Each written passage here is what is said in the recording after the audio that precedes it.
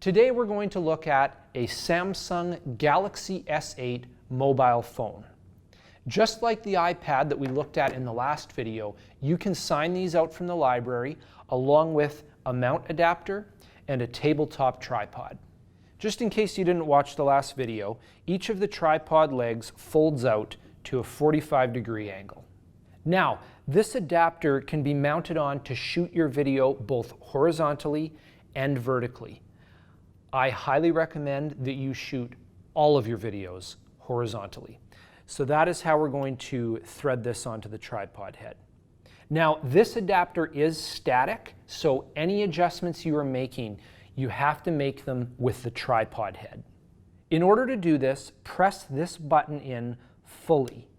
Rotate and or tilt the mount to where you want it to be, and then release the button.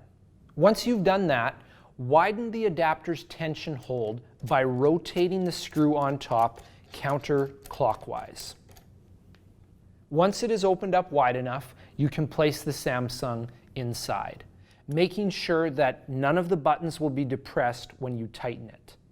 Then turn the thread clockwise back down until it is nice and snug. The cameras are located on the front near the top right-hand corner and in the middle of the upper third of the phone on the back. The microphone is at the bottom between the USB-C port and the speaker. So there are actually 3 ways to open up the camera application on the Samsung. You can swipe the icon on the lock screen. You can double tap the power key, or you can just open it up from the main application screen. The camera automatically defaults to the photography function when you open it. Now, of all the cameras we've looked at so far, this one is a real humdinger. It has the potential to shoot the highest quality video, and it also has the most options for manual control. But here's the thing. A lot of these functions are not really applicable for what you're trying to accomplish.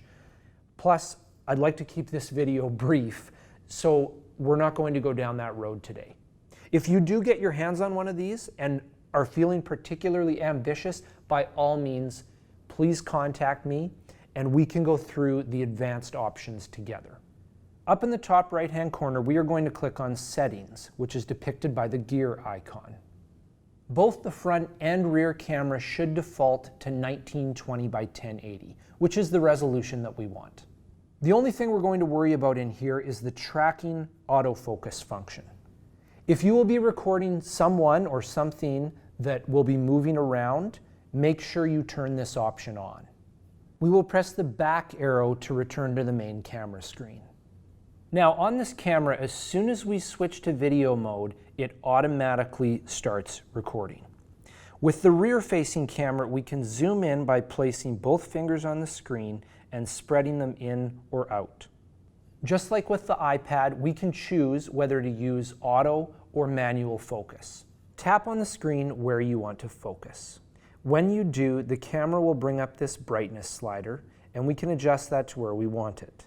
The phone will also bring up the autofocus icon at the top, and you can click that if you want to. When you're done recording, press Stop.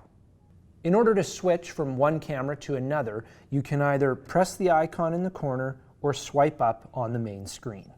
I'm just going to give you a quick heads up here. If you're using the front-facing camera, you won't be able to adjust the brightness or use the zoom function. The only option you will have is to use manual or automatic focus. After you are done recording, your video will appear beside the photo button. You can click on that to go and review your video. To access all of the recorded content, you can go to the main application screen and click on the gallery icon.